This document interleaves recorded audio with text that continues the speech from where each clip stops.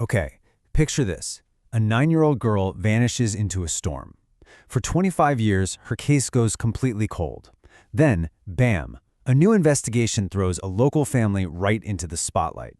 So today, we're not just going to look at the mystery of Asha Degree. We're actually going to use her story to unlock a much, much bigger one about our entire justice system. So how can one family's story, just one unsolved tragedy, become this window into the huge pressures facing law enforcement, the courts, and, the whole community? Well, to get to the bottom of that, we've got to go right back to the beginning. All right, first things first. We need to get a handle on the heart of this mystery, the disappearance of this little girl. So it's Valentine's Day 2000. A 9-year-old girl named Asha Degree packs her backpack, leaves her home in Shelby, North Carolina, and just walks out into the middle of a stormy night. She was seen walking along Highway 18, and then she was just gone. No one has seen her since. For years, the case just went cold. Nothing. Her backpack was found about a year and a half later, but after that, silence. That is, until just recently. In late 2024 and early 2025, 2 new search warrants suddenly brought this case roaring back to life, and they focused intensely on one local family. And this renewed focus puts one family, the Deadmans, directly in the spotlight of a 25-year-old investigation.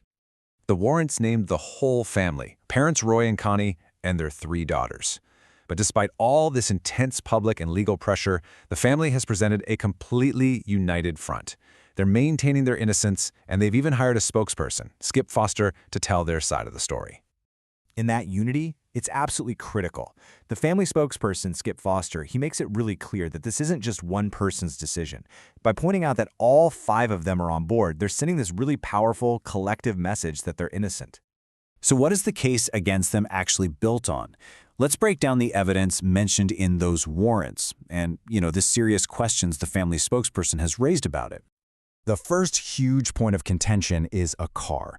The police theory really hinges on a 1964 AMC Rambler that was owned by the father, Roy Deadman. But here's the thing. Eyewitnesses at the time, they reported seeing a totally different vehicle, a 1970s green Lincoln Thunderbird. And this quote really gets right to the heart of the family's defense. Their spokesperson is blunt. The cars, they just don't match. And look, this isn't some small detail. It's a direct challenge to a key piece of the police's whole theory. Okay, next up we've got DNA evidence. The warrants claim that DNA from one of the daughters, Annalie, was found inside Asha's backpack. But the family, they argue this is a thin connection.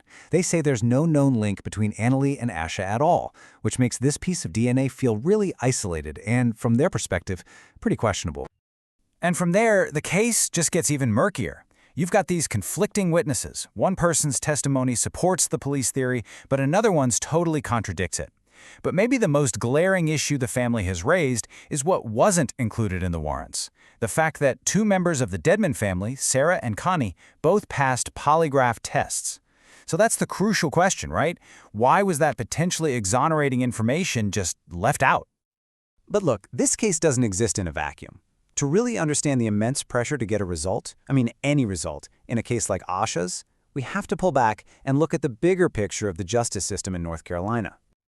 Just look at these numbers. In a single year, law enforcement in the state dealt with over 250,000 serious crimes. And that's not just data, right? That's a massive constant workload that stretches resources incredibly thin. It makes dedicating real time to a 25-year-old cold case, well, it's a huge challenge. And yet, as demanding as that caseload is, it's not even the biggest crisis straining the state's resources. In 2022 alone, over 4,000 people in North Carolina died from drug overdoses. That is a massive public health emergency that lands squarely at the feet of first responders and, of course, the justice system. And in that same year, more than 1,600 people died by suicide. That's another crisis demanding serious attention and resources. And now here's the number for homicides. It's a tragic, significant number for sure, but it is absolutely dwarfed by those other 2. This chart really puts it all into a staggering perspective. The number of deaths from drug overdoses is more than 4.5 times the number of homicides. These aren't just statistics. These are competing crises, all fighting for the same limited state funding, the same personnel, and the same amount of attention. So what does all this systemic pressure mean for a family like the Deadmans? You know, a family that suddenly finds themselves right at the center of a high-profile cold case. This quote right here is key to understanding their situation.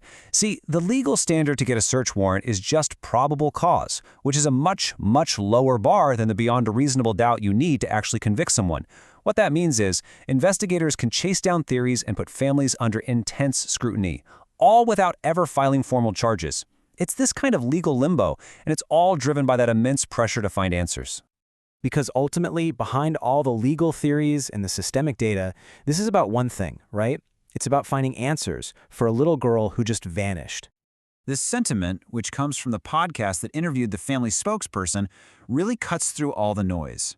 It doesn't matter if you're an investigator, a family under scrutiny, or just a member of the public. The shared goal is getting a resolution for Asha's family. And all of this leaves us with the final, really difficult question. When the evidence is contradictory, when decades have passed, and when the entire system is stretched to its breaking point, how do you even find justice? What does that path even look like? Not just for Asha Degree, but for the countless other cold cases out there just waiting for their day.